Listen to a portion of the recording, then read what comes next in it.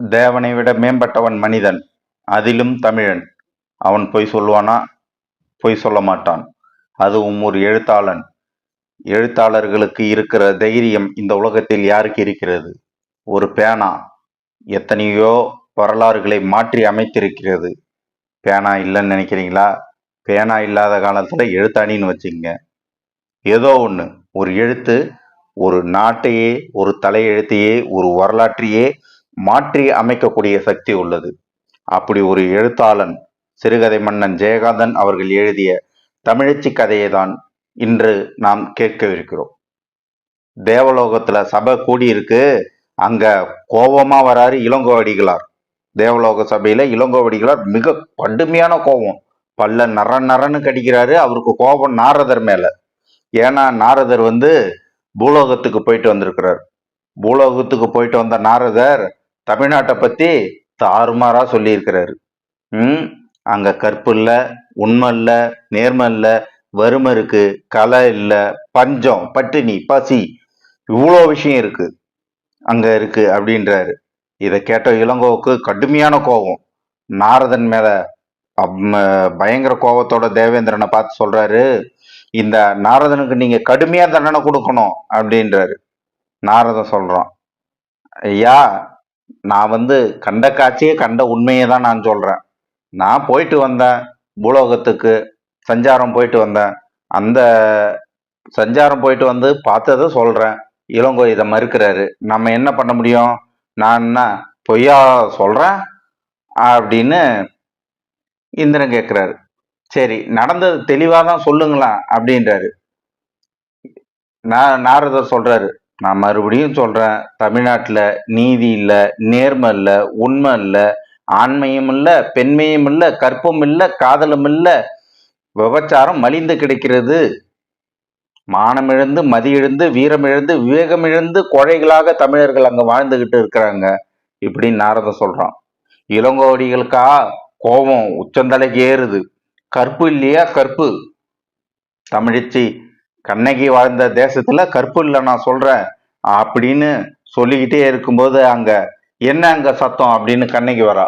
கண்ணகி சொல்றா, தேவேந்திரா, என் கணவனை கொலை பண்ணாங்கல்ல, அன்னைக்கே நான் என்ன பண்ணிட்டேன், அநீதி எரிச்சிட்டேன், அக்கிரமத்தை எரிச்சிட்டேன், பொய்மையை ஒழிச்சிட்டேன். அதனால தமிழகத்துல கடைசியா ஒரு பெண்மணி இருக்கிற வரைக்கும் அங்க கற்பு நிலைநாட்டப்பட்டு இருக்கும். இது கண்ணகியினுடைய கூற்று. தேவேந்திரன் மறுபடியும் சிரிக்கிறான்.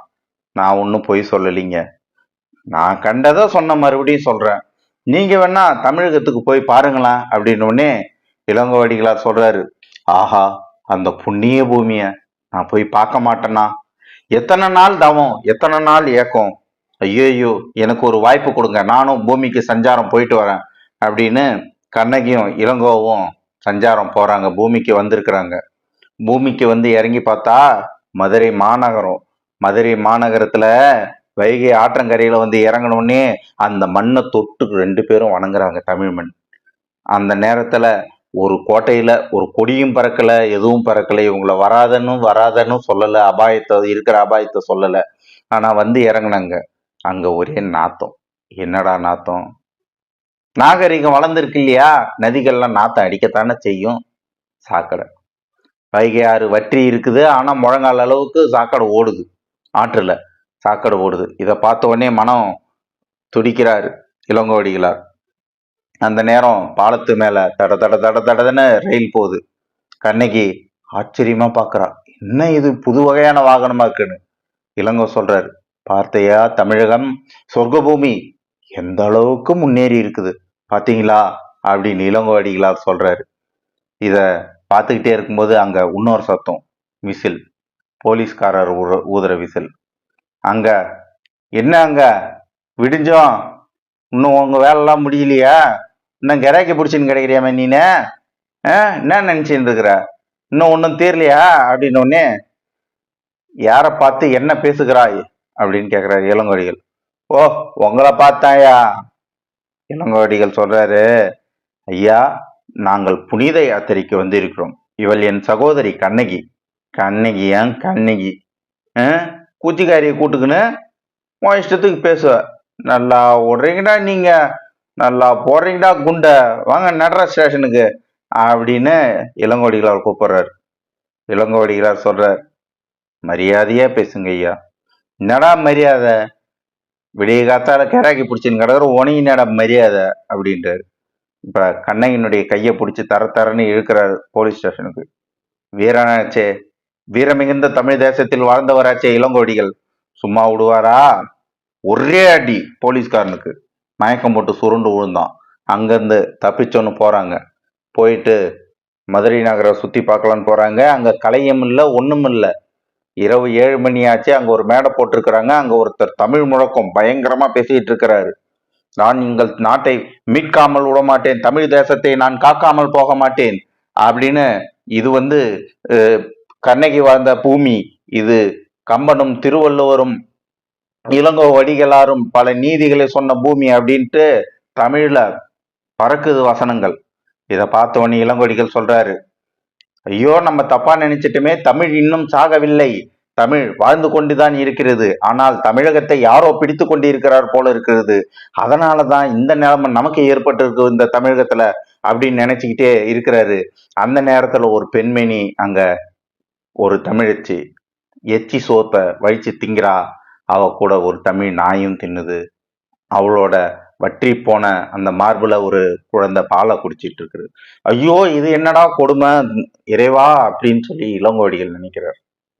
இந்த நேரத்துல அந்த சபையில இருக்கிறவர் சரி பேசினாரு, நல்லா தமிழறிஞர், அவரை போய் பார்த்து பாராட்டலாம்.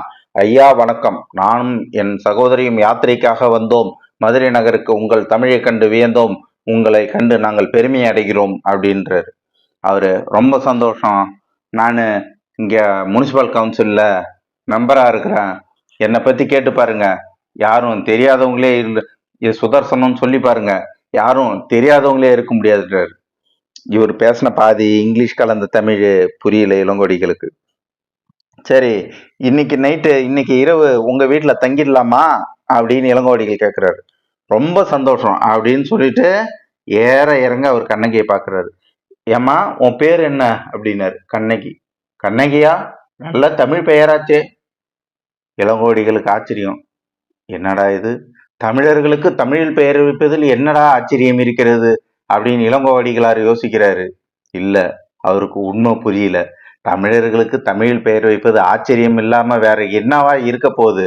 ஆச்சரியம்தான். அது இப்ப வந்து பார்த்தாங்கன்னா இது 1950களில் எழுதப்பட்ட கதை. அப்பயே அப்படி நிலைமைன்னா இப்ப வந்து பார்த்தாங்கன்னா படு மோசம். டஷ் புஷ்ஷு குஷ்ஷு இஷு புஷ்ஷு எல்லா புஷ்ஷு இஷு ஜா ஜோ ஜே எல்லாம் கலந்து தமிழ் பெயர்கள் மட்டும்தான் இன்னைக்கு நடமாடுது. ஒரு மராட்டிய மொழி பேரு, ஒரு இந்தி மொழி பேரு, ஒரு தெலுங்கு பெயர், இப்படி பல மொழி பெயர்களை வச்சுக்கிட்டு இது நாகரிக பெயர்னு சொல்லிட்டு இன்னைக்கு தமிழை சுத்திக்கிட்டு இருக்கிறோம். இன்னைக்கு வந்து பார்த்தா இளங்கோவடிகள் இங்க பார்த்த கணமே மாரடித்து இறந்திருப்பார். இரவு 10 மணி ஆச்சு. சரி, வைகை நதி பக்கம் ஒரு உலா போயிட்டு வருவோமே, எப்படி இருக்கு பார்க்கலாமே தன் இரவுல அப்படின்னு இளங்கோ மீண்டும் போறாரு. காலையில போலீஸ்காரன் மிரட்டினது அவருக்கு ஞாபகம் வந்துருச்சு. மனசுக்குள்ள ஒரு பயம். நமக்கு மடியில கனம் இல்ல, வழியில பயம் இல்ல அப்படின்னு சொல்லிட்டு துணிஞ்சு இறங்கி போறாரு. போனா ஒரு சின்ன சந்துல 3 பெண்கள் நின்றுட்டு இருக்கிறாங்க. வேர்வையும் பவுடரும் கலந்த வாசனை அவங்க மேல இருந்து வருது. அம்மா வழி விடுங்க அப்படின்றாரு. அது அம்மாவ 3 பேர் பாத்தியா, யார் ஓகேன்னு சொல்லு. உடனே பக்கத்துல இன்னொரு இன்னும்மா நேரமா பாக்குறாரு. இன்னொரு பெண்மணி சொல்றா, இருடி எல்லாம் யார இறங்க பார்த்துதான் ஐயா ஓகே சொல்லுவாரு, நீ பார் சார் அப்படின்ட்டு. என்னம்மா சொல்றீங்க, எனக்கு ஒண்ணுமே புரியலையே அப்படின்னு திரும்புறாரு இளங்கோவடிகள். அவர் கையை பிடிச்சு கொண்டு தரன்னு இழுத்துக்கிட்டு ஒரு பெண்மணி போறா. போன உடனே அவருக்கு புரிஞ்சு போச்சு, அந்த பெண்ணிடம் கற்பு இல்லை, இவரிடம் காசு இல்லை. காசு இல்லாதனால உடனே அந்த இடத்துல இருந்து விரட்டப்படுறாரு. ஆஹா, என்னடா இது, ஒரு ஆண் மகனுக்கே இப்படி ஒரு நிலைமையா இந்த நகரத்துல, மதுரை மாநகரத்துல. சரி போய் கண்ணகிக்கு என்ன ஆச்சுன்னு பாப்போன்னு போய் கதவை தட்டுறாரு. அந்த வீட்டு கதவை கத்துறாரு, ஐயா ஐயான்றாரு. கதவு திறக்கல. என்னடா இது, கதவு திறக்கலையேன்னு பாக்குறாரு. ஆனா உள்ள இருந்து பயங்கரமான ஒரு சிறுபொலி. அந்த சிறுபொலி எந்த சிறுபொலி தெரியுமா? மதுரை எரித்தாலே கண்ணகி ஆணவம் கொண்டு கோபம் கொண்டு அந்த சிறுபொலி கேக்குது. அந்த என்னடா அந்த பழைய சிறுபொலி மீண்டும் கேக்குதே அப்படின்னு இளங்கோவடிகள் திரு திருன்னு முழிக்கிறாரு. கதவை உடைச்சிட்டு உள்ள போறாரு. போய் பார்த்தா அதே விரித்த கூந்தல், கையில சிலம்பு மட்டும்தான் இல்ல. ஆனா கண்ணுல நெருப்பு இருக்குது. விட்டா மதுரைய இன்னொரு முறை எரிச்சிருப்பா இந்த கண்ணகி. இந்த இளங்கோடிகள் பாக்குறாரு. அந்த சுதர்சனம் கீழே ரத்த வெள்ளத்துல கீழே கிடக்குறாரு. ஆஹா, தமிழகத்தினுடைய நிலைமை இப்படியாடா இருக்கு, இப்படி ஒரு தேசமாவா மாறி போச்சு, ஐயோவோ அப்படின்னு சொல்லிட்டு மீண்டும் கண்ணகி அழைச்சிக்கிட்டு அவங்க எங்க இறங்குனாங்களோ அதே இடத்துல போய் நின்று, நாரதரே நீங்க சொன்னதெல்லாம் உண்மை, நான் உங்களை தப்பா சொல்லிட்டேன், நீங்க சொன்னது உண்மை, வாங்க போலாம் அப்படின்றாரு. வாங்க போலாம் அப்படின்னு சொன்னதுக்கு அப்புறம் அடிகளார்கிட்ட சொல்றாரு, நான் தான் குற்றம் பண்ணவர் அப்படின்னு அடிகளார் சொல்றாரு. நாரதர் சொல்றாரு, அடிகளாரே நீங்கள் சொல்வது தவறு. நீங்கள் சொல்லியது அந்த காலத்து உண்மை, நான் சொல்லியது இந்த காலத்து உண்மை. 2 பேரும் உண்மையை தான் சொல்லினோம். இன்றைய தமிழகம் இப்படி ஒரு அவல நிலையில் தான் இருக்குன்னு சொல்லிட்டு நாரதர் சொல்றாரு, இங்க நீதி இல்லை, நேர்மை இல்லை, கற்பு இல்லை, ஆண்மை இல்லை, வீரம் இல்லை, கொழைகள் எல்லாம் வீரம் அப்படின்னு சொல்றான், பொய் சொல்றவன்லாம் பெரிய மனுஷனா இருக்கிறான். இப்படி ஒரு நிலைமையில தமிழகம் இருக்கு. அதுல இருந்து இன்று முன்னேறி இருக்குன்னு நினைக்கிறீங்களா? இருக்க மோசமா தானே போயிட்டு இருக்கு. அதையும் நம்ம பார்த்துட்டு தானே இருக்கிறோம். தமிழ் பேர் ஆச்சரியமாக தானே பார்க்கப்படுது. அடிகளார் இந்த சொர்க்க பூமியை விட்டுட்டு கிளம்புறார். ஆனா பூமி தான் சொர்க்க பூமி. அவருக்கு நரகத்துல இருந்த மாதிரியான ஒரு விளைவு மனசுக்குள்ள ஏற்படுது. ஆனா கண்ணகி திரும்பி போல, எனக்கு இங்க இன்னும் நிறைய வேலை இருக்கு அப்படின்னு இந்த பூமியில நம்மளுடைய தங்கிடுறா. இப்படியாக இந்த கதையை முடிக்கிறார் ஜெயகாந்தன் அவர்கள். தமிழச்சி இந்த கதையில பாருங்க, இந்த தமிழர்கள் எப்படி வாழ்ந்தாங்க, எப்படி இருந்தாங்க, ஒரு காலத்துல எப்படி நீதி இருந்தது, நேர்மை இருந்தது, அறம் இருந்தது, இன்று எல்லாம் அறம் கெட்டு போய்விட்டது என்ற ஒரு கால கண்ணாடியாக நமக்கு இந்த கதை விளங்குகிறது. சிறுகதை மன்னன் சிறுகதை மன்னன் தான். அனைவருக்கும் வணக்கம்.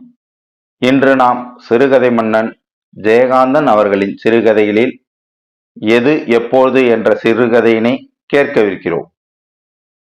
அவன்தான் அந்த மவுண்ட் ரோட் மைக்கேல். ஓஹோ, உங்களுக்கு அவனை தெரியாதோ?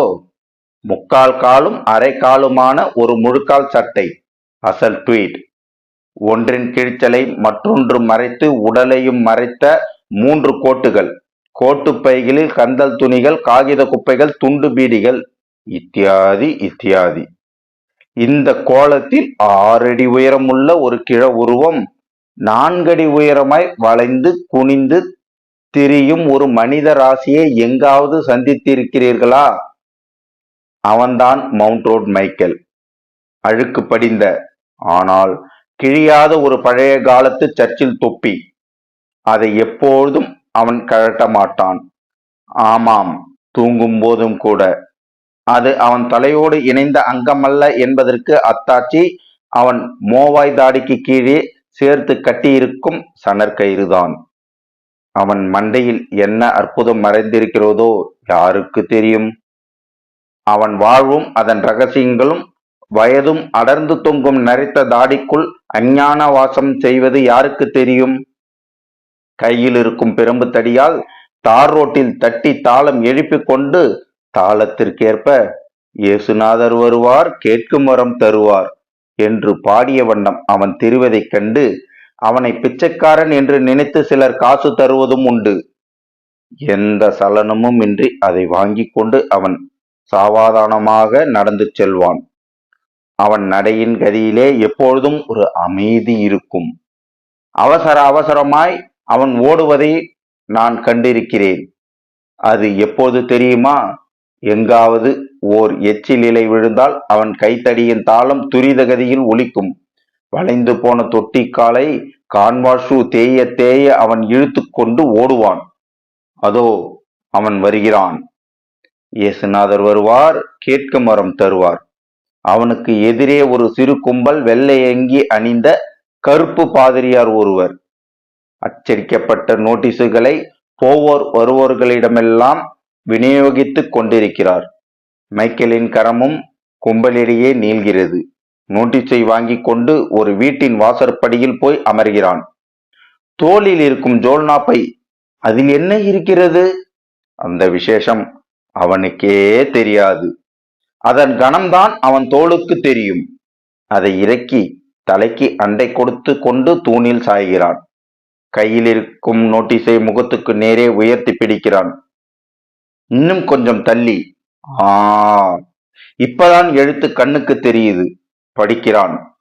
கல்லூரி ஆசிரியர் ஒருவர் கல்லூரி படித்து முடித்துவிட்டு வெளியேறும் மாணவரை பார்த்து கேட்கிறார், சரி, இனி நீ என்ன செய்ய போகிறாய்? மாணவர், நான் ஒரு நல்ல உத்தியோகம் தேடி சம்பாதிக்கப் போகிறேன்.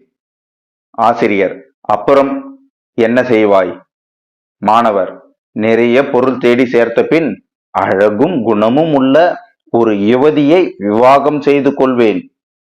ஆசிரியர், அப்புறம் என்ன? மாணவர், துருதுருப்பும் லட்சணமும் உள்ள அழகிய குழந்தைகளை பெற்று மகிழ்வேன். ஆசிரியர், அப்புறம் என்ன? மாணவர், நான் விருத்தாப்பிய தசையை அடைவேன். மனைவி மக்களுடன் சந்தோஷமாக இருப்பேன். ஆசிரியர், அப்புறம்? மாணவர், கடைசியில் நான் செத்து போக நேரிடலாம். அப்புறம் என்று ஆசிரியர் மேலும் கேட்க, மாணவன் பதில் சொல்லக்கூடாத நிலையில் தடுமாறி நின்றான். இச்சிறிய தாளை வாசிக்கும் நண்பரே, நீர் அந்த கேள்விக்கு என்ன பதில் சொல்வீர்? அந்த நாளை நீர் எண்ணி பார்த்ததுண்டா? தூணில் சாய்ந்தவாறு நோட்டீஸை பார்த்து கொண்டிருந்த மைக்கேல் நிமிர்ந்து உட்கார்ந்தான். நான் கூட செத்து போவேன் ஐயா.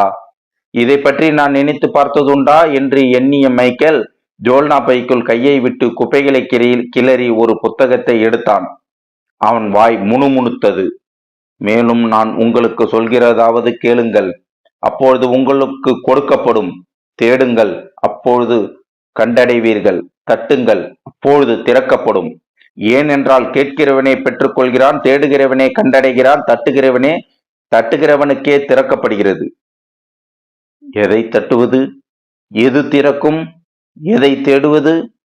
என்ன கிடைக்கும்? எதை கேட்பது? என்ன கொடுப்பார்கள்? பிச்சையா? சீச்சி, இருக்காது. சிரித்து கொண்டே தலையை அல்ல அல்ல தொப்பியை சொரிந்த வண்ணம் புத்தகத்தின் பக்கங்களை தள்ளுகிறான். அவன் முகத்தில் ஞான பிரகாசத்தின் ஒளி ரேகைகள் படர்கின்றன. கண்கள் கர்த்தரின் திருவுருவை காணும் முயற்சியில் நிலைத்து நின்று அஞ்சலி செய்கின்றன. உதடுகள் தாமே அசைகின்றன. மத்தேயு சுவிசேஷத்தின் ஒரு பகுதி. முதலாவதாக தேவருடைய ராஜ்யத்தையும் அவருடைய நீதியையும் தேடுங்கள், அப்பொழுது இவைகளெல்லாம் உங்களுக்கு கொடுக்கப்படும். ஆகையால் நாளையை பற்றி கவலைப்படாதிருங்கள். நாளைய தினம் தன்னுடையவைகளுக்காகவே கவலைப்படும். இந்த சமயத்தில் எங்கிருந்தோ பத் என்ற சத்தம் கிளம்பி அவன் ஞான விசாரத்தை கலைத்தது. திரும்பி பார்த்தான். தன்னருகே ஒரு எச்சில் இலை. அந்த இலை நிறைய சோறு. அவ்வளவுதான். ஒரே எட்டில் தாவுகிறான். கையில் இலை, கண்களில் மின்னலிடும் மகிழ்ச்சி. அதோ புத்தகம் அந்த வீட்டு வாசற்படியில் கிடைக்கிறது. அந்த நோட்டீஸ் அதோ காற்றில் பறக்கிறது. பரம மண்டலத்தில் இருக்கும் பிதாவே, எங்களுக்கு வேண்டிய அப்பத்தை அன்றன்று எங்களுக்கு தாரும் என்று அவன் வாய் பிரார்த்தனை செய்யவில்லை. அதெல்லாம் அப்புறம். எச்சிலிலை சோற்றை அள்ளி அள்ளி விழுங்குகிறான் மைக்கேல். இந்த கதையை 1957 ஜெயகாந்தன் அவர்கள் எழுதினார். இது அன்றைய காலத்தில் உள்ள வறுமை சூழ்நிலையை காட்டுகிறது. ஒருவன் சோற்றை பார்த்த பிறகு இறைவனை சிந்திப்பானேன். சோற்றில்தான் கடவுள் இருக்கிறார், சோறுதான் முக்கியம் என்று அவன் வாழ்ந்து கொண்டிருக்கிறான். அவன் பார்வையில் சோறுதான் கடவுள், மற்றதெல்லாம் அப்புறம்தான். இந்த பரந்த பெரிய உலகத்துல எல்லாம் இருக்கிறவன் நல்லா வாழ்ந்துகிட்டு தான் இருக்கிறான். ஏதோ கொஞ்சம் இருக்கிறவன் அவன் எப்படியோ வாழ்ந்துகிட்டு தான் இருக்கிறான். ஒண்ணுமே இல்லாதவன் அவனும் இங்க வாழ்ந்துகிட்டு தான் இருக்கிறான். அவன் எப்படி வாழறான்? அவன் மனசுக்குள்ள ஒரு வைராக்கியம். அந்த வைராக்கியம் தான் அவனை நல்லா வாழ வச்சுக்கிட்டே இருக்கு. எப்படியோ இந்த உலகத்துல சமாளிச்சுக்கிட்டு நாளைக்கு எல்லாம் சரியாயிடும் அப்படின்ற நம்பிக்கையில ஒரு வைராக்கியத்தோட வாழறான்.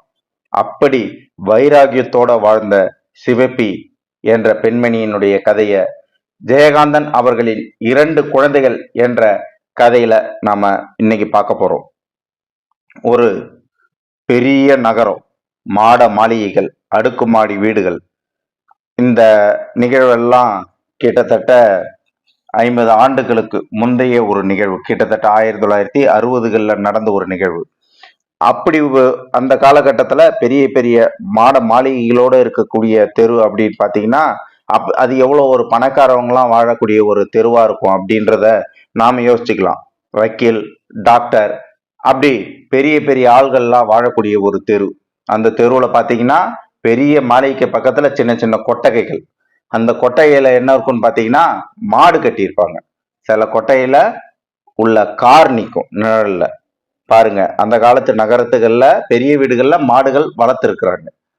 அப்படி இருக்கக்கூடிய ஒரு நகர தெருக்கள்ல பல பேர் வாழக்கூடிய ஒரு இடத்துல எதுவுமே இல்லாம சாப்பாட்டுக்கே வழி இல்லாத சிவப்பி, அவளுக்கு அந்த தெரு வாழ இடம் கொடுக்கல. எந்த இடத்துலயுமே அவளுக்கு வாழ இடம் கிடைக்கல. ஆனா ஒரே ஒரு இடம், அது யாரோட இடம்னா retired sub registrar Iyer, Subbu Iyer, அவரோட வீட்டுல இருக்கிற மாட்டு கொட்டையில ஒரு ஓரமா இடம் கிடைச்சது. அது கூட எப்படி கிடைச்சதுன்னு தெரியுமா? அந்த மாட்டு கொட்டகைய சிவப்பி வந்து தினமும் சுத்தம் பண்ணணும். சுத்தம் பண்ணிட்டு அவ படுத்துக்குவா. அந்த மாட்டு கொட்டையை சுத்தம் பண்றதுக்கு கூலியா கிடைக்கும்னு நினைக்கிறீங்களா?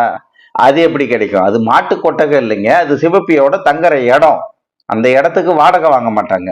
அதுக்கு பதிலா அந்த இடத்த சிவப்பி சுத்தம் பண்ணிட்டு 4 வயசு பையன் சோனையன் அவனோட அங்க தங்கிடுவா. அவளுக்கு அந்த நகரத்துல என்ன தொழில்? விறகு விறகு விற்பது. ஒரு விறகு வண்டி வந்து விறகெல்லாம் இறங்கிட்டா போதும், அதை கட்ட தலையில சுமந்துக்கிட்டு தெரு தெருவா வீடு வீடா போய் விற்பா. விறகு கட்ட சுமக்கிற வரைக்கும் பிள்ளைய இடுப்புலயே வச்சுக்கின்னு இருப்பா அவ.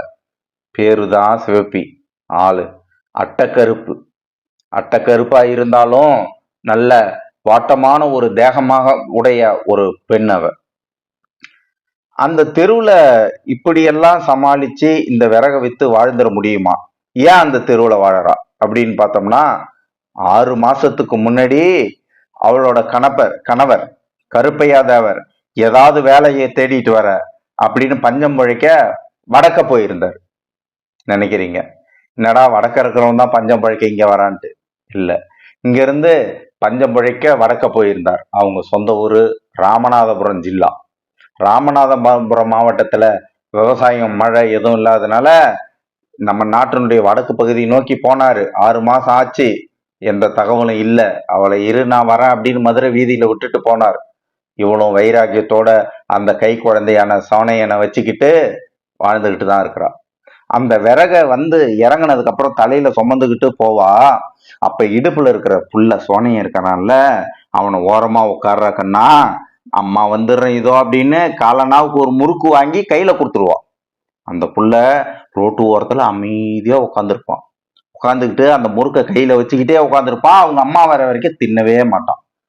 அவங்க அம்மா சீக்கிரமா அந்த விறகு கட்டை வித்துட்டு வந்து ஐயா ராசா அப்படின்னு சொல்லும்போது அவனுக்கு ஒரு சிரிப்பு வரும் பாருங்க. அப்பதான் அவங்க அம்மா எடுத்து வாயில ஊட்டும் போதுதான் அந்த முறுக்கை கடிப்பான். அவ்வளோ சமத்தா உட்காந்துருப்பான் அந்த புள்ள. நம்ம நினைப்போம் பிள்ளைங்க சமத்தா இருக்குதுன்ட்டு, இருக்க மாட்டேதே வீட்டுல அதான் பண்ணுதேன்ட்டு. இந்த புள்ள பாருங்க, அந்த அம்மாவுக்கு தகுந்த மாதிரி அவங்களுடைய வறுமை சூழ்நிலைக்கு தகுந்த மாதிரி எவ்வளவு ஒரு சமத்தா அமைதியா அந்த புள்ள வந்து அப்படியே அந்த இடத்துல தெருவுல உட்கார்ந்துட்டு இருப்பான். மதியம் ஆச்சுன்னா போதும், அவங்களுக்கு ஒரு உணவு தயாரா இருக்கும். காலையிலயும் ராத்திரியிலயும் தெருவுல ஏதோ ஒரு மூலையில ஏதோ ஒரு இடத்துல 3 கல்லை வச்சு விறகு வச்சா அதுதான் அவளோட அடுப்பு. கஞ்சி காய்ச்சி 2 பேரும் குடிச்சிட்டு இருப்பாங்க. மதிய நேரம்னா தகர டப்பா எடுத்துக்கிட்டு ஐயர் வீட்டுக்கு போவோம். எதுக்கு போவா? அந்த ஐயர் வீட்டம்மா சோறு கஞ்சி வடிப்பாங்க, அந்த கஞ்சி தண்ணி வாங்கிட்டு வந்து குடிக்கலாம் அப்படின்ட்டு. அந்த ஐயர் வீட்டுக்கு போய் நிற்கும் போது அந்த ஐயர் வந்து பார்த்துட்டு கேப்பா, ஏண்டி சிவப்பி, என்ன பையனுக்கு தான் 4 வயசு ஆகுதே, அவனை செத்த இறக்கி விடக்கூடாதோ என்ன? உன் கூட சேர்ந்து அவனும் சுமந்துட்டு வந்து விற்பான்ல, ஏதாவது உனக்கும் வந்து ஒத்தாசையா இருப்பான்ல அப்படின்னு கேட்பாரு. உடனே சிவப்பு என்ன சொல்லுவ தெரியுமா? ஐயரு என் பிள்ளைய கொஞ்சிட்டாருன்னு சொல்லிட்டு அந்த பிள்ளைக்கு ஒரு முத்தம் கொடுப்பான். ஐயரு இப்போ உஷாரா பார்த்துக்கிட்டு இருப்பாரு. எதுக்கு பார்த்துக்கிட்டு இருப்பாரு? சிவப்பி வந்து கஞ்சி தண்ணிய வாங்க போறா தகர கோவிலையில. ஐரூட்டம்மா படிச்ச கஞ்சி தண்ணியில 4 உப்புக்கல்ல போட்டு கலக்கி எடுத்துட்டு வந்து ஊத்துவா. அதுல ஒரு பருக்கையாவது உழுந்துடும். உழுந்த உடனே பொண்டாட்டிக்கிட்ட சண்டை வாங்கலாம். இவ இருந்த இருப்பெண்ண, இவளுக்கு இருந்த லட்சணம் என்ன, இவளுக்கு கஞ்சிக்கே வழி கிடையாதுன்னு சண்டைக்கு வாங்கலான்னு பார்த்துக்கினே இருப்பாரு. பார்த்துக்கினே இருக்கிற நேரத்துல பொத்துன்னு ஒரு சின்ன சத்தம். என்னடான்னு பார்த்தா, ஐயோ என்னமோ விழுந்துருச்சு, சோறு விழுந்துருச்சு போல இருக்குடி அப்படின்வாரு. உடனே ஐயரு பொண்டாட்டி என்ன சொல்லுவாங்க, ஏய் ஐயாவுக்கு காட்டுடி, உள்ள இருந்து எடுத்து காட்டு, கஞ்சி தண்ணியினுடைய ஏடை அதுதான் உழுந்துருக்கு, அதை எடுத்து அவருக்கு நல்லா காட்டு அப்படின்னோடனே சிவப்பி எடுத்து காட்டிட்டு கீழே போட்டுருவா. ஐயரு உடனே, ஏய் அதை ஏண்டி எடுத்து கீழே போடுற, அதுல தாண்டி வைட்டமின் சத்தெல்லாம் இருக்குது, வைட்டமின் பி, வைட்டமின் B12 எல்லா இதுல தான் இருக்கு, அதை போய் கீழே போடுறியே அப்படின்னு சொல்லுவா. ஒன்னும் சொல்லாம சிவப்பி போயிடுவா. அப்ப ஐயருக்கு வந்து ஒரு நினப்பு, உலகத்துல இருக்கிற எல்லா சத்தும் அவங்க வீட்டு கஞ்சி தண்ணியில தான் இருக்கு, அதை குடிச்சிட்டு தான் சிவப்பி இவ்வளவு வாட்டமா இருக்கிறா, அதனாலதான் சிவப்பி ரொம்ப தெம்பா இருக்கிறா அப்படின்னு நினப்பு. ஐயருட்ட மாட்ட சொல்லுவாரு, ஏய் கஞ்சி தண்ணியில தாண்டி எல்லா சத்தும் இருக்குது, எப்ப பார்த்தாலும் அதை வடிச்சுக்கிட்டே இருக்காத, சேர்த்து பொங்கி விடு அப்படின்னுவாரு. இந்த ஐயருட்ட அம்மாவும் பேசாம என்ன சொல்றதுன்னு தெரியாம அமைதியா போயிடுவாங்க. இப்படிதான் இந்த சிகப்புடைய வாழ்நாள் அப்படி ஒவ்வொரு நாளும் போய்கிட்டே இருந்தது. ஒரு நாள் ஐயர் வீட்டுல விசேஷம், ஐயருக்கு பிறந்த நாள், அதனால அவங்க பொண்ணு பேரப்புள்ள மருமகன் எல்லாம் வந்திருக்காங்க, வீட்டுல விருந்து நடக்குது.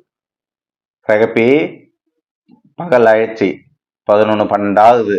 சரி எப்படி நமக்கு ஏதாவது வந்து கொடுப்பாங்க, அம்மா கஞ்சி தண்ணி கொடுப்பாங்க அப்படின்னு தகர கோலையோட மரத்து நேரில் உட்கார்ந்துருக்கிறா குடிக்கலான்ட்டு. அப்ப பொத்துன்னு ஒரு சத்தம். என்னான்னு பார்த்தா இலை, இலையில சோறு, சோறு போட்டு மீதி சோறு வச்சு தூக்கி போடுறாரு கீழே. ஐயர் வீட்டுல விருந்து நடக்குது பிறந்த நாளுக்கு. சிவப்பி கேட்குறா, ஏன் சாமி இன்னைக்கு ஏதாவது விசேஷமா அப்படின்றா. ஐயரு, ஏதாவது விசேஷம்னு சொல்லிட்ட இவளுக்கு ஏதாவது கொடுக்க வேண்டி வருமேன்னு, அதெல்லாம் ஒன்றும் கிடையாது, மவளும் மருமவனும் வந்தாங்க அதான் அப்படின்னு சொல்லுவார். அவருக்கு என்ன கவலை, சப் ரிஜிஸ்ட்ரார் வேலை, ரிட்டையர்டு வேற ஆயிட்டாரு, அவருக்கு ஊர்ல நிலம் வேற இருக்குது, அங்கிருந்து விளைஞ்சி வேலைக்கு நல்ல அரிசி வந்துடும், நல்லா உட்காந்த இடத்துல நல்ல சாப்பாடு. இவ ஒரு தகர கோவலை கஞ்சி தண்ணிக்காக உட்காந்துட்டு இருப்பான் இந்த சிகப்பி. இப்ப இந்த ஐயரு வந்து உட்கார்ந்து இருப்பாரு, இந்த சிவப்பி எப்படா கொடுப்பாங்க கஞ்சி தண்ணி பார்த்துக்கிட்டே இருப்பா. அப்ப ஐயர் வீட்டு அம்மா வந்து, ஏண்டி சிவப்பி செத்த சந்து பக்கமா வாயேன், ஒரு 2 வாளி ஜலம் எடுத்து அந்த தொட்டியில நிரப்பி வையேண்டி, கொஞ்சம் பாத்திரம்லாம் கழுவணும், கை கால்லாம் கழுவணும் அப்படின்வா. சிவப்பி இருடா அப்படின்னு சொல்லிட்டு அந்த பையனை உட்கார வச்சுட்டு, சவனையனை உட்கார வச்சுட்டு உள்ள போய் தண்ணீர் ஊற்றுவோம். அந்த நேரம் பார்த்து ஐயரோட பேரன், பொண்ணு விட்டு பேரன் அழுதுகிட்டே வெளில வருவான், அம்மா அம்மான்ட்டு அழுதுகிட்டே வருவான். இவனுக்கு எதையோ விளையாட்டு காட்டி பார்ப்பாரு ஐயரு. இந்த பையன் மசிய மாட்டான். டேய் அங்க பாடுறா, அவங்க அம்மா அவனை விட்டுட்டு போயிருக்கிறா, அவன் பாட்டுன்னு எவ்வளவு சமத்தா உட்காந்துருக்கிறான் பாரு, நீ தான் இருக்கிறியன்னொடனே என்ன சொன்னாலும் அந்த பையன் பேரன் வந்து கேட்க மாட்டான். அப்ப அவ பொண்ணு வந்து சாப்பாட்டு இலைய பொத்துன்னு போடுவான். பார்த்தா அதுல சோறு, பலகாரம், காய்கறி எல்லாம் அதுல இருக்கும் நிறைய. ஏமா சாப்பிடாம எடுத்துன்னு வந்து போட்ட, இந்த ஜாங்கிரியாவது சாப்பிட்டுருக்கலாமே, ஏன் இதை போல போட்ட அப்படின்னு கேட்டோடனே, எங்க இந்த சனி என்னை சாப்பிட விடுது அப்படின்னு குழந்தைய பார்த்து சொல்லுவான். இப்ப ஐயரு பார்த்துக்கிட்டே இருப்பாரு, சோனையனும் பார்த்துக்கிட்டே இருப்பான். டேய் பயலே, ஜாங்கிரி எடுத்து திண்டா, ஜாங்கிரி எடுத்து தின்னுடா அப்படின்னு இந்த ஐயரு எச்சி இலையை காமிச்சு அந்த பையனுக்கு சொல்லிட்டு இருப்பாரு. அந்த பையனுக்கு ஒன்றும் புரியாது. முட்டாயிடா முட்டாயின்னொடனே சோனையனுக்கு ஒரு சிரிப்பு வந்துடும். எச்சி இலையில இருக்கிற ஜாங்கிரி எடுத்து ஒரு கடி கடிப்பான். சந்துல இருந்து சிவப்பி வேகமா விடுவா. டேய் பயலே, என்னடா பண்ற, எதடா தின்ற, என்னடா பண்ற, ஏன்டா அதெல்லாம் எடுத்து எச்சி எல்லாம் தின்ற அப்படின்ட்டு வாயில இருக்கிறத நோண்டி போட்டுட்டு அவன் தலையிலேயே ஒரு அடி அடிப்பான். அந்த நேரம் பார்த்து கஞ்சி தண்ணியோட ஐயரூட்டம்மா வந்து அந்த தகர டப்பால ஊத்துவாங்க. ஏமா பிள்ளைய அடிக்கிற அப்படின்னோடனே, இல்ல என் பையன் அந்த எச்சி இலையிலேருந்து எடுத்து சாப்பிட்றான், நாங்களே சாப்பாட்டுக்கு வழி இல்லாம ரொம்ப கஷ்டப்படுறவங்க, என்னதான் கஷ்டப்படுறவனா இருந்தாலும் என் புள்ள மரவனுக்கு பிறந்தவன், அவன் போய் எச்சி இலையிலேருந்து எடுத்து திங்கலாமா, அந்த பழக்கம் வந்துடலாமா அவனுக்கு அதனால தான் இப்பயே நான் கண்டிச்சு வைக்கணும் அப்படின்னோடனே இந்த பையன் சொல்லுவான், சாமி தான் சாமி தான் சாமி தான் சாப்பிட சொல்லுச்சுன்னு. உடனே சிவப்பிக்கு ரொம்ப கோவம் வந்துடும். ஏன் சாமி, நாங்கள் இல்லாதவங்க தான், ஆனால் எங்களை இப்படிலாம் நீ பண்ண வைப்ப என் பிள்ளைன்னொன்னே ஐயர் சொல்லுவார், ஆமாம், சின்ன பிள்ளை சொம்பறதெல்லாம் சொல்லாததெல்லாம் நம்பு, அதெல்லாம் ஒரு இதுவானோடனே சிவப்பி சொல்லுவா, குழந்தை பொய் சொல்லாது சாமி அப்படின்வா. ஆமாண்டி, நான் தான் சொன்னேன், என்ன பண்ணுவா அப்படின்னு ஐயர் கேட்பாரு. உடனே சிவப்பிக்கு எங்கிருந்து தான் அந்த ரோஷம் வரும்னு தெரியல. இந்த சாதாரண மனிதன் சாமானியன் அப்படின்னு தான் நினைப்போம். அவனுக்கும் மனசு இருக்குது, உடம்பு மட்டும் இல்லை, மனசும் இருக்கு. இந்த சிவப்பி அந்த தகர கோவலை எடுத்து ஓங்கி அந்த கஞ்சி தண்ணியோட கீழே அடிச்சுட்டு திரும்பி பார்க்காம உட்டாம்பர் நடந்துகிட்டே இருப்பா. அவ பாட்டுன்னு அந்த வீட்டை திரும்பி பார்க்காம நடந்துட்டு இருப்பா. அடுத்த நாள் இல்லை, அதுக்கு அடுத்த நாள் இல்லை, எந்த நாளும் சரி அந்த வீட்டை அவ அதோட வாழ்நாள்ல திரும்பி கூட பார்க்கல. இனிமேட்டு இந்த ஒரு பெரிய நகரத்துல எப்படி வாழ போறோன்ற எண்ணம் அவளுக்கு பயம் இல்லவே இல்லை. வைராகியம், வாழ்ந்துடணும், கௌரவமா வாழ்ந்துடணும், பிச்சை எடுக்காம வாழ்ந்துடணும், எச்சி இலையை சாப்பிடாம வாழ்ந்துடணும், உழைச்சி வாழ்ந்துடணும், புருஷன் வந்துடுவான் வடக்க போனவன், அந்த ஒரு வைராகியம் அவளை நிச்சயமா வாழ வைக்கும்.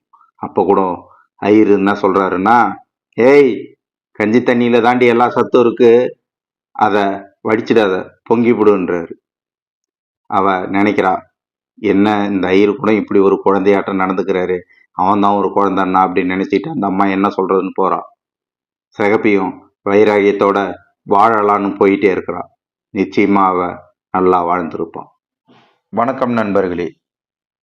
ஜெயகாந்தன் அவர்களின் சிறுகதைகளில் ஒரு பிரமுகர் என்ற கதையினை இன்று நான் உங்களோடு பகிர்ந்து கொள்ளப் போகிறேன்.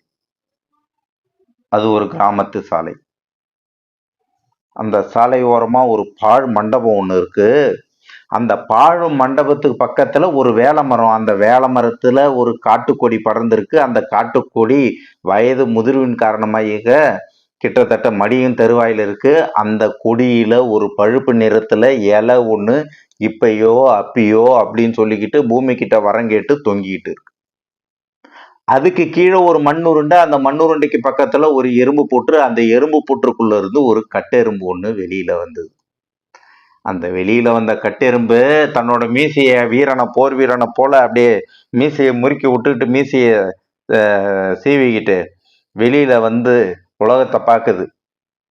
சே, இந்த உலகத்தை பார்த்து எத்தனை நாள் ஆச்சு, பார்ப்போம் இந்த உலகத்தை அப்படின்ட்டு வெளியில வருது. வரும்போது எதிரில் ஒரு சிற்றெரும்பு, சின்ன எறும்பு ஒன்று வந்துகிட்டே இருக்கு. சிற்றெரும்பு அதை பார்த்து கேட்குது, என்னடா வயலே, சௌக்கியமா அப்படின்னுது. அந்த சிற்றெரும்பு இதை பார்த்த உடனே பயந்துக்கிட்டு அது பாட்டுன்னு பின்வாங்கி வேற பக்கமா ஓடிடுச்சு. அந்த பயம் இருக்கணும், அந்த பயம் இருக்கிற வரைக்கும் நீ உயிர் பொழைச்சு கூடா, பொடப்படி பயல அப்படின்னு சொல்லிட்டு இந்த உலகத்தை பார்த்தது. என்னடா இது, பெரிய மலை ஒன்று இங்கே இருக்குது அப்படின்னு பார்த்தா மண்ணுருண்டை. அந்த மண்ணுருண்டையை ஒரு சுற்றி சுற்றி வந்து அது மேலே ஒரு போர் வீர மாதிரி அப்படி கம்பீரமா. இதை ஜெயகாந்தன் அவர்கள் என்ன சொல்றாருன்னா, இந்த கடாயத்தை வச்சுக்கிட்டு பீமன் ஒரு வீரனா நிக்கிறான்ல, இந்த வீரம் மாதிரி அப்படி நின்று பார்க்குது மனுஷங்களை. மனுஷ பயலுங்களாம் ரொம்ப சோம்பேறி பசங்க, என்ன மாதிரி எறும்புகள் மாதிரி சுறுசுறுப்பா அப்படின்னு நக்கலா ஒரு கேள்வி கேட்டு பார்த்தா சந்தையிலேருந்து மனிதர்கள்லாம் வீட்டு நோக்கி போயிட்டே இருக்கிறாங்க. திடீர்னு இந்த எறும்பு அப்படி கர்ஜிக்கும் குரல்ல, என்னடா மனுஷ பசங்களா, எப்படி சௌரியமா இருக்கிறீங்களா அப்படின்னு இருக்கு கேட்டுது. உடனே இந்த மனுஷங்களாம் தட தடன்னு ஓடுறாங்க. பார்த்தா, என்னடா மனுஷ பயலுகளா இப்படி பயப்படுறீங்களே அப்படின்னு எறும்பு சொல்லுது. மழை மழை அப்படின்னு சொல்லிக்கிட்டு எல்லாம் ஓடி போய் அந்த பாழ் மண்டபத்து பக்கத்துல போயிட்டு அது கீழே நின்றுட்டு, ஐயோ இந்த வெய்ய நாள்ல இப்படி மழை வந்துச்சே திடீர்னு அப்படின்னு ஒருத்தர் சொல்றாரு. இன்னொருத்தர் சொல்றாரு, கோடை மழைன்னா அப்படிதாங்க, திடீர்னு தான் வரும், வெத்தலை பாக்கு பத்திரிக்கை வச்சுட்டு இல்லாம வரும், அப்படிதான்றாரு. இப்ப எறும்பு சொல்லுது, ஏன்னா இந்த எறும்பு மழையில் நனையாம சேஃபா இருக்குது, அதனால இந்த எறும்பு சொல்லுது, டேய் வானம் இருட்டின்னு இருக்கிறதுன்றது வாஸ்தவம் தான்டா, அதுக்காக மழை அது இதுன்னு பேசுறீங்களே, இதெல்லாம் ரொம்ப ஓவராடே அப்படின்னு சொல்லுது. அப்புறம் மழை விட்ட உடனே எல்லாம் போறாங்க, வெளியில போக ஆரம்பிச்சிட்டாங்க. போக ஆரம்பிச்சதுக்கு அப்புறம் வெயில் உடனே கிளம்பிச்சு. வெயில் நாள் இல்லையா, கிளம்பிக்கிட்டு நீரெல்லாம் ஆவியாகி மேல போய்கிட்டே இருக்கு. போயிட்டே இருக்கும்போது ஒருத்தர் சொல்றாரு, 4 தூத்த தூரி இந்த மைய நாள்ல என்ன ஒரு புழுக்கத்தை கொண்டு வந்துருச்சு பாடுறா இந்த மழை, ச்சே அப்படின்ட்டு போறாரு. இந்த மனுஷ பயிலங்களா நினைச்சு நான் என்ன பண்றதுன்னே அந்த எறும்புக்கு புரியல. அதுக்கு ஒரு யோசனை வந்தது திடீர்னு, இந்த உலகத்துல எறும்பு அதிகமா மனுஷன் அதிகமா? யோசிச்சு யோசிச்சு பார்த்துட்டு, ச்சே ஒரு பதிலும் தெரியல, யார் அதிகமா இருந்தா என்ன இப்ப, சோம்பேறி பசங்களாம் போறானுங்க பாரு, ஒண்ணுமே இல்லாததுக்கு மழை அது இதுன்னு பயந்து ஓடுறானுங்க, இவனுங்களை பத்திலாம் நம்ம யோசிக்கணுமா அப்படின்னு அந்த எறும்பு நினைக்குது. அந்த எறும்பு நினைச்சுக்கிட்டே இருக்கும்போது அந்த இந்த எறும்போட தலைக்கு மேல அந்த காட்டுக்கொடியினுடைய பழுத்த இழையில அங்கங்க சின்ன சின்னதா முத்து முத்தா இருந்த தண்ணி எல்லாம் ஒன்னா சேர்ந்து ஒரு நீர் திவலையாகி, அந்த நீர் திவலை வெயிட் தாங்காம அந்த பழுப்பு இலை கீழே உழுது. அது இலைக்கு முன்னாடி அந்த தண்ணி வந்து ஒரு சொட்டு எறும்பு தலையில உழுந்துச்சு. உழுந்ததுதான் அந்த எறும்பு, அவ்வளவுதான். ஐயோ பிரளயம் பிரளயம் பிரளயம். இந்த மண்ணு உருண்டை மேல வேற வந்து இலை உழுதுதா, மண்ணு உருண்டை உருள ஆரம்பிச்சிச்சு, உடைய ஆரம்பிச்சிச்சு. ஐயோ பிரளயம் வந்துருச்சு, டேய் மனுஷ பசங்களா ஓடுங்கடா, ஓடி போய் பொழைச்சிங்கடா, ஓடுங்கடா, ஏன்டா பொறுமையா போறீங்க, இந்த உலகமே அழிய போதே, பிரளயம் வந்துடுச்சே, ஐயோ நான் என்ன பண்ணுவேன் ஏது பண்ணுவேன், ஐயோ இந்த முட்டா மனுஷ பசங்களை நம்பி நினைச்சு நான் என்னடா பண்றது, ஒண்ணுமே இல்லாததுக்கு மழை வந்துருச்சு இடி வந்துருச்சுன்னு ஓடி போய் ஒதுங்குனீங்களே, இப்ப பிரளயமே வந்து போச்சேடா, நீ எப்படா உங்களை நீங்க காப்பாத்திக்க போறீங்க, பொறுமையா போய் நிற்கல முட்டா பசங்களா, நீங்க முட்டா பசங்கடா, சோம்பேறி பசங்கடா, அப்படி நான் எப்படா தப்பிக்கிறது, எப்படி போறது, பொந்துல போய் ஒளிஞ்சுக்கிறதா அப்படின்னு இந்த எறும்பு இந்த பேராபத்து வந்துட்டுதான் நினைச்சு போய் பொந்துலயே போய் இந்த கட்டெரும்பு மறுபடியும் போய் இந்த வீர ஆவேசமான ஒரு வீரம் போர் வீர கட்டெரும்பு பூந்துக்குச்சு. நண்பர்களே, இவ்வளவு நேரம் நம்ம கேட்டோமே, இது வெறும் கட்டெரும்பு கதை தானா? இல்ல, இப்ப நிகழ்ந்துகிட்டு இருக்கிற கதை தான். நாம என்னமோ வீர மாதிரி வெட்டி முறிச்ச மாதிரி நின்னுகிட்டு ஒரு தொலைக்காட்சியில ஒரு நாட்டையே ஒரு நாடு இன்னொரு நாடு குண்டு போட்டு அழிச்சிட்டு இருக்கு பாக்குறோம். அப்படிதான் இருக்கும், இப்படிதான் இருக்கும், ஏதோ ஒண்ணு பேசுறோம். ஆனா நம்ம வீட்டு பக்கத்துல ஒரு சின்னதா ஒரு சண்டை நடந்துட்டா பாருங்க, ஐயோ இம்மா பெரிய பிரச்சனை நடக்குதே, யாராவது வந்தீங்களா, பாத்தீங்களா, கேட்டீங்களா, போனீங்களா, நீதி இல்லையா, நியாயம் இல்லையா, தர்மம் இல்லையா, அது இல்லையா, இது இல்லையா, இப்படி எல்லாம் நடந்துருச்சே, இவ்வளவு பிரச்சனை. ஆக மொத்தம் ஜெயகாந்தன் இந்த கதையில என்ன சொல்ல வர்றாருன்னா, வடிவேலு சொன்ன அதே டைலாக் தான். உனக்கு வந்தா தக்காளி சட்னி, எனக்கு வந்தா அது ரத்தம். என்னது, எனக்கு வந்தாதான் ரத்தம், அடுத்தவங்களுக்கு வந்தா தக்காளி சட்னி. இப்படிதான் ஒரு பிரமுகர் இல்ல, ஊர்ல இன்னைக்கு பல பிரமுகர்கள் ஆயிட்டாங்க. இவர் 50 ஆண்டுகளுக்கு முன்னாடி 50-60 ஆண்டுகளுக்கு முன்னாடி எழுதும்போது ஒரு பிரமுகரை தான் இந்த கதையில் எழுதினாரு. ஆனா இன்னைக்கு ஊர்ல ஒரு பிரமுகர் இல்லைங்க, ஊறப்பட்ட பல பிரமுகரும் இப்படித்தான் நாம வாழ்ந்துகிட்டு இருக்கிறோம். அன்பான தமிழர்கள் அனைவருக்கும் வணக்கம். ஒரு மொழி அப்படின்னு எடுத்துக்கிட்டோம்னா அதற்கு பல்வேறு வட்டார வழக்குகள் இருக்கும். 1-2 வழக்குகள்லாம் இருக்காதுங்க, நிறைய வட்டார வழக்குகள் இருக்கும். அப்படி இருந்தாதான் அது ஒரு மொழி. இப்ப தமிழகத்திலே எடுத்துக்கிட்டோம்னா சென்னையில ஒரு மாதிரி, மதுரையில ஒரு மாதிரி, கோவையில ஒரு மாதிரி, திருநெல்வேலி பக்கம் போனா ஒரு மாவட்டங்களிலே 2-3 வட்டார வழக்குகள் இருக்கக்கூடிய பழக்கம்லாம் இருக்கு. இப்படி வட்டார வழக்குகள் நிறைய இருந்தாதான் அது ஒரு மொழியே ஆகும். இப்படிப்பட்ட வட்டார வழக்குகளுக்கு மத்தியில ரிக்ஷாக்காரர் பாஷை அப்படின்னு சொல்லிட்டு ஒரு பாஷை இருந்தது ஒரு காலத்துல. அது எப்படின்னா, அவங்க பல ஊர்ல, நாலா ஊர்ல இருந்து வருவாங்க. தமிழ் பேசுறவங்க, ஹிந்தி பேசுறவங்க, தெலுங்கு பேசுறவங்க, கன்னடம் பேசுறவங்க, உருது பேசுறவங்க, இது எல்லாத்தையும் கலந்த ஒரு கலவையாக அவங்களுடைய மொழி இருக்கும். அந்த ரிக்ஷாக்காரன் பாஷையினுடைய மையமா வச்சு ஜெயகாந்தன் அவர்கள் ஒரு சிறுகதை எழுதியிருக்கிறாரு. இந்த சிறுகதையை நம்ம அப்படியே சொல்லி கடந்து போயிட முடியாது, ஒரு கதை சொல்லி அப்படின்ற இடத்துல பார்வையில. ஏன்னா இந்த சிறுகதையை நான் கடந்து போகணும்னா அந்த ரிக்ஷாக்காரர் பாஷையோட நான் ஒன்றும் பழகி இருக்கணும்.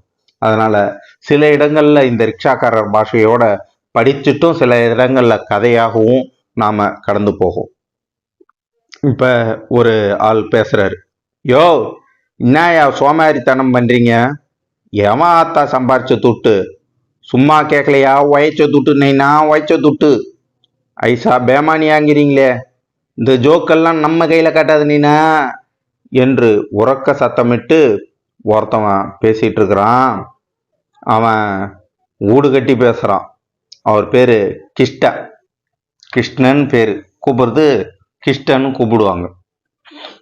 ஏன் அப்படி போய் சண்டை போடுறான்னா, அவனுக்கு வர வேண்டிய கூலி சரியா வரல. அவன் அந்த வாரம் வேலை செஞ்சது 3 நைட் ஷிஃப்ட் ஓவர் டைம். ஆனா கணக்கு புஸ்தகத்துல எழுதி இருக்கிறது 2 ஓவர் டைம் தான். 2 நாள் தான் பார்த்தான் அப்படின்ற மாதிரி. இவனுக்கு இந்த புஸ்தகத்தெல்லாம் நம்பிக்கை இல்லை. அவனுக்கு தெரியும், வேலை செஞ்சவனுக்கு தெரியாதா 3 நாள்ன்ட்டு. இவங்க ரெஜிஸ்டர்ல இல்லைன்னா என்ன? அதனால அந்த சாய தொழிற்சாலையில இருக்கிறவங்ககிட்ட கணக்கு பிள்ளைகிட்ட கேட்டுட்டு இருக்கிறார் அவருடைய காசை. அங்க சத்தம் கேட்டு மேஸ்திரி சத்தம் போட்டுட்டு இருக்கிறத பார்த்துட்டு மேனேஜர், என்னடா அங்க சத்தம் அப்படின்றாரு. கிருஷ்ணன் தான் வந்திருக்கிறான், அவன் தான் சத்தம் போடுறான்றாரு. சக தொழிலாளர் சொல்றாங்க, ஏம்பா கிருஷ்ணா, வேலையை பார்ப்பா, எல்லாம் சாயந்தரம் பேசிக்கலாம்பா அப்படின்ட்டு சொல்றான் கிருஷ்ணன். சரிதா விடு, அந்த கஷ்டப்படுற வகுத்துல எல்லாம் அடிக்கிறாங்க. இந்தாயா மரியாதையா 3 நாள் ஓவர் டைம் துட்டு தரல, என்ன கருவினான் சபாபதி. அவன் பேரு சபாபதி. கருவினான். இப்ப எல்லாம் பாருங்க, கழுவி ஊத்துறான்னுவாங்க. அது எங்க இருந்து வந்தது பாருங்க, கழுவியா மாறி இருக்கு இன்னைக்கு. அப்ப 2 நாள் தான் ஓவர் டைம் செஞ்சேன்னு சொல்லிட்டு மேனேஜர் சொல்றாரு. மேனேஜரும் நல்லா சத்தமா பேசுறாரு. யோ, உன் புஸ்தகம் நீயும் எனக்கு தெரியாதயா, இப்போ செவ்வாய்க்கிழமைலேருந்து சனிக்கிழமை வரைக்கும் ஓவர் டைம் செஞ்சிருக்கியா? ஓவர் டைம் திருட்டு பேமானி பசங்களா, ஒழுங்கா என் துட்டை எடுத்து வைக்கல அப்படின்னு மறுபடியும் பேச ஆரம்பிக்கிறான். நீ எங்க வேணா போய் ரிப்போர்ட் பண்ணிக்கினா என் கையாண்ட வச்சுக்காத அப்படின்றாரு. இப்ப மேனேஜர் சுப்பையா கூப்பிட்டு, மேஸ்திரி கூப்பிட்டு, என்னையா அங்க கீழே சத்தம் போட்டுருக்கீங்க, மேலே வர சொல்லியா? அவன் மேலே வரான். என்னப்பா, என்ன சத்தம் போட்டிருக்கிற? புஸ்தகத்துல 2 நாள் தானே இருக்கு, நீ என்னமோ ரொம்ப சத்தம் போட்டுட்டு இருக்கிற 3 நாள்னு சொல்ற. உன் புஸ்தகம் சொல்லுனா உன் புஸ்தகம் சொல்லும் அப்படின்னு உடனே, டேய் என்னடா இந்த பாஷெல்லாம் பேசுற? இது ஆபீஸ்ன்னு தெரியலையாடா உனக்கு? இங்க எப்படி நாகரிகமா பேசணும்னு உனக்கு தெரியலையாடா? மேனேஜர் கேட்கிறாரு. ஆனா இவனுக்கு என்ன சொல்றது, சபாபதி அவனுக்கு என்ன தெரியுமோ அந்த பாஷையில் தான் பேசுறான். கொஞ்ச நேரம் ஆச்சு. இது மேனேஜர், அவரோட ஆபீஸ். அவரு இங்கிலீஷ் எல்லா மொழியிலையும் இவனை திட்ட ஆரம்பிச்சாரு. அவரு பல பாஷை பேசினாரு. இவனுக்காவது ரிச்சாபாரம் பாஷை மட்டும்தான் தெரிஞ்சது. இவனுக்கு ஒன்றும் புரியல. அவன் ஒழுங்கு மரியாதையே அந்த துட்டை வச்சுடு அப்படின்னு சொல்லிட்டு இருக்கிறான். சரிடா, சாயந்தரம் கணக்கு தீர்த்துக்கலாம் அப்படின்ட்டு போறாரு. இவன் வெளியில போய் திணியில உட்காந்துடுறான். இவரு மதியம் சாப்பாட்டுக்கு போலான்னு மேனேஜர் கிளம்புறாரு. மேனேஜர் வெளியில போனா காரு இல்லை. எங்கடா காருன்னு உடனே, கணக்கு போல எடுத்துன்னு போயிருக்கிறாரு, வெளியில போயிருக்கிறாரு. இவனுக்குலாம் அவனுக்கு பிறந்தோடனே இவனுக்கு பிறந்தோடனே பேச ஆரம்பிக்கிறாரு. அப்ப எதிரில் ஒரு ரிக்ஷா இருக்குது. மேனேஜர் கூப்பிடுறாரு, டே ரிக்ஷா அப்படின்றாரு. அவன் கிட்ட என்னையா அப்படின்றான். என்னங்க சாமி? எருமை திருவள்ளிக்கேணிக்கு போனோம், எவ்வளோடா? 10 சாமி. 10 என்னடா, என்ன ஊர்றா நீனு? அரும்பாக்க சாமி. அரும்பாக்கத்துலேருந்து எவன்கிட்டயாவது ஏமாறுவான் அடிச்சுட்டு போகலான்னு பார்க்குறியாடா சோமேரி அப்படின்றாரு மேனேஜர். ஏன் சாமி வித்தியாசமா பேசுறீங்க? வேணான்னா போடான்னா போயிட்டு போறான் அப்படின்றான் ரிக்ஷாக்காரன். ஆனா மேனேஜர், டேய் சோமேரி கழுத, என்னடா முறைகிற, கொண்டாடா வண்டிய அப்படின்னு சொல்றாரு. அப்போ உடனே அந்த ரிக்ஷாக்காரர் வண்டியில வர்றாரு. ரிக்ஷாக்காரன் வண்டியில ஏற்றின உடனே, எந்த தெருவுக்கு அப்படின்னு சாமி அப்படின்னு கேட்குறான். சிங்காராச்சாரி தெருவுக்குடா அப்படின்றாரு. உடனே ரிக்ஷாக்காரன் கேட்குறான், ஏன் சாமி நாங்கள் தான் இப்படி பேசுகிறோம், நீ ஏன் சாமி இப்படி பேசுகிற அப்படின்னு ரிக்ஷாக்காரன் கேட்குறான். அப்போ திண்ணையில் உட்காந்துருக்கிற சபாபதி யோசிக்கிறான். ஏண்டா ஆஃபீஸில் இருக்கும்போது ஒரு மாதிரி பேசுகிற, என்கிட்ட தனியாக சத்தம் போடும்போது கண்ணாம்புட்டான் பாஷையில் சத்தம் போட்ட, இப்போ ரிக்ஷாக்காரன்ட்ட பேசும்போது அவனை மாதிரியே பேசுகிற, இப்போ நான் பேசுறது மட்டும் உனக்கு கேவலமாக போச்சா? நாங்கள் எங்களுக்கு தெரிஞ்ச பாஷையில் தான்டா நாங்கள் பேசுகிறோம் அப்படின்னு சொல்லிட்டு இந்த சோகத்துலேயும் சபாபதிக்கு ரொம்ப சிரிப்பு வந்து போச்சு. என்னடா இப்படி எல்லாம் மனுஷன் இருக்கிறீங்க, பேசுற பாஷையை வச்சு மனுஷனை எடை போடுறீங்க அப்படின்னு சொல்லிட்டு சபாபதி சிரிச்சுக்கிட்டு, சரி வா சாயந்தரமா பார்த்துக்குவோம், காசு வாங்கி நம்ம போவோம் அப்படின்ற ஒரு நினைப்போட உட்காந்துருக்கிறான்.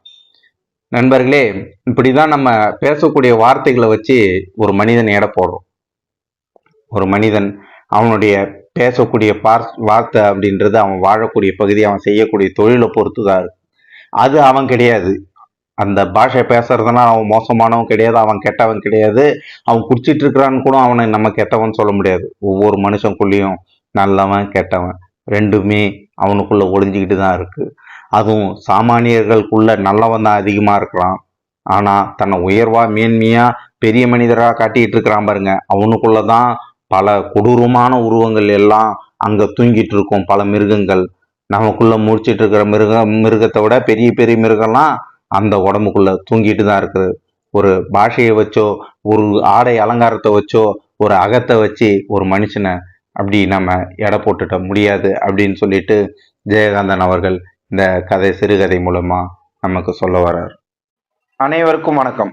இன்று நாம் ஜெயகாந்தன் அவர்கள் சிறுகதைகளில் தர்க்கத்திற்கு அப்பால் என்ற கதையினை கேட்க இருக்கிறோம். அதாவது நாம ஒவ்வொரு சூழ்நிலையிலையும் வாதம் பண்ணிக்கிட்டு தான் இருக்கும், தர்க்கம் பண்ணிக்கிட்டு தான் இருக்கும். அது பக்கத்து வீட்டுக்காரங்களுடையோ, நம்ம உறவினர்களுடையோ, நண்பர்களுடையோ, ஏன் அதிகமாக நாம தர்க்கம் பண்ணக்கூடிய நபர் நாமவே தான் இருக்கோம். நமக்கு நாமே பல தர்க்கங்களை செஞ்சுக்கிட்டு தான் இருக்கிறோம். இப்படி ஒரு தர்க்கத்தை பற்றிய விவாதிக்கக்கூடிய ஒரு சிறப்பான ஒரு ஜெயகாந்தன் சிறுகதை. இந்த கதை இப்படி ஆரம்பிக்குது. வெற்றி என்ற வார்த்தைக்கு பொருள் இல்லை. நினைத்தது நடந்தால் வெற்றி என்று நினைத்துக் கொள்கிறோம். தோல்வி நிச்சயம் என்று எண்ணி தோற்றால் அந்த தோல்வியே வெற்றிதான். ஒரு காலத்தில் எனக்கு இப்படிப்பட்ட வெற்றிகள் வாழ்க்கையில் நிறையவே சம்பவித்தன. இப்படி ஜெயகாந்தன் இந்த கதையை ஆரம்பிக்கிறார். அதாவது தோல்வி நிச்சயம் தான் அப்படின்னு தெரிஞ்சு நம்ம தோத்தா அதுவே வெற்றி தான். ஆக மொத்தம் நம்ம நினைச்சது நடந்தாதான் வெற்றி. அதாவது வாழ்க்கையவே நிர்ணயிக்க கூடிய ஒரு முக்கியமான பல சம்பவங்கள் ஒருத்தருக்கு நடக்கும். திடீர்னு ஒரு சின்ன திருப்பு முனை நம்ம எதிர்பார்த்திருப்போம், இது கிடைக்குமா கிடைக்காதா, பெரிய ஒரு விஷயமா இருக்கும். அது கிடைச்சா நம்மளுடைய வாழ்க்கையே மாறிடும். அது ஒரு சின்ன வேலை, ஒரு தேர்வுனுடைய வெற்றி, இப்படி எத்தனையோ விஷயங்களை நாம் எதிர்பார்த்துட்டு இருக்கோம். ஆனா அது அவ்வளோ எளிதான காரியம் இல்லை, அது ரொம்ப கஷ்டம். இப்ப அவரு கிளம்பி போறாரு. ஏன் அவருன்னு வச்சுக்குவோம். இந்த கதையை நானே சொல்றதாவே கொண்டு போகலாமே. நான் ஒரு காரியம், ஒரு முக்கியமான விஷயம், என் வாழ்க்கையை மாற்றக்கூடிய ஒரு நிகழ்வு, இன்னைக்கு கண்டிப்பா அது நடக்காது, நான் தோத்துருவேன் அப்படின்னு நினைச்சுக்கிட்டே போறேன். ஆனா ஒரு உலக பேரழகி, அந்த பேரழகியை நான் மனசுக்குள்ள ரொம்ப நாளா காதலிச்சுக்கிட்டே இருக்கிறேன். ஆனா அவளோட காதலை நான் இன்னைக்கு சொல்லலாம் அப்படின்னு சொல்லிட்டு வாயை திறக்கிறேன்.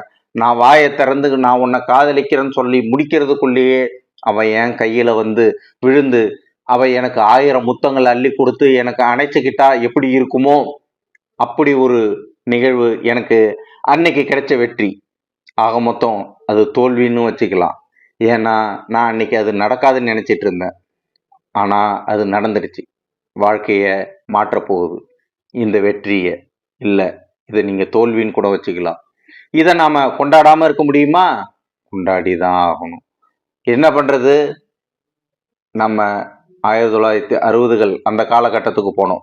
ஒரு ரூபாய்க்கு 16 ஆனா. இந்த கணக்கு புரிஞ்சாதான் இந்த கதையினுடைய மீதி கணக்கும் நமக்கு புரிய ஆரம்பிக்கும். அன்னைக்கு நான் கொண்டாடணும் அப்படின்னு நினைச்சிட்டு இருக்க 60கள்ல என் கையில ஒரு ரூபாய் 16 ஆனா இருக்கு. இதை வச்சுக்கிட்டு நம்ம என்ன கொண்டாட முடியும்? சில பேர் வெடி வெடிச்சு கொண்டாடுறாங்க, சில பேர் ஊரெல்லாம் கூப்பிட்டு எல்லாருக்கும் சாப்பாடு போட்டு கொண்டாடுறாங்க. ஆனா சில பேர் அவங்களே நல்ல சாப்பாடை சாப்பிட்டு அதையும் கொண்டாடுறாங்க. என்கிட்ட இருக்கிறது 1 ரூபாய். எங்க ஊருக்கு போனோம்னா ட்ரெயினுக்கு 3/4 ரூபாய், அதாவது 75 பைசா, 12 அணா டிக்கெட் ஆகும் ட்ரெயினுக்கு. அப்ப அது போக என்கிட்ட இருக்கிறது மீதி 4 அணா. நான் சங்கரையர் ஹோட்டலுக்கு போனா புது பால், புது டிக்கெட்னு சக்கரை கம்மியா ஸ்ட்ராங்கா ஒரு காப்பி 2 அணா தான். குடிச்சா எப்படி இருக்கும் தெரியுமா? குதூகலமா இருக்கும். ஒரு காப்பியை குடிச்சிட்டு நான் என்னுடைய வெற்றியை இல்லை, தோல்வியை கொண்டாடிட்டேன். கொண்டாடினது பார்த்தா எனக்கு இன்னும் 2 அணா, 16 அணாவில் 2 அணா தான் செலவு பண்ணியிருக்கேன். இன்னும் 2 அணா என்ன பண்ணுறதுன்னு யோசிச்சுக்கிட்டே இருக்கும்போது, ஐயா தர்மதுரை கண்ணில்லாத கபோதி சாமி ஏதாவது உதவி பண்ணா அப்படின்ற ஒரு குரல், இந்த பாரதத்தினுடைய ஒரு பாமரனுடைய ஒரு குரல் கேட்டது. நான் அவனுக்கு ஜரூரா தர்ம பிரபு போல ஒரு 2 ரூபாய் அவனுக்கு தானம் கொடுத்துட்டேன். 2 ரூபாய் நான் தர்மம் கொடுத்த உடனே நான் அந்த இடத்த விட்டு நகர்ந்துட்டேன். ஆனா அவன் என்ன பண்றான், நான் அங்கதான் இருக்கிறேன்னு நினைச்சிட்டு, நீ நல்லா இருக்கணும் சாமி, நீ போற காரியம்லாம் நல்லபடியா நடக்கணும், உன் பையனெல்லாம் நல்லா இருக்கணும் அப்படின்னு என்னை வாழ்த்துறான். ஏன்னா அவன் உட்காந்துருக்கிற இடம் ரயில்வே ஸ்டேஷனுக்கு வெளியில உட்காந்துட்டு இருக்கிறான். இவன் என்னை வாழ்த்திட்டான். நான் உள்ள போய் என்கிட்ட இருந்த 12 அணா, அதாவது 3/4 ரூபாயை கொடுத்து எங்க ஊர் பேரை சொல்லி டிக்கெட்டு கேட்டேன். டிக்கெட்டு வரும்னு பார்த்தா திருப்பி காசு தான் வந்தது.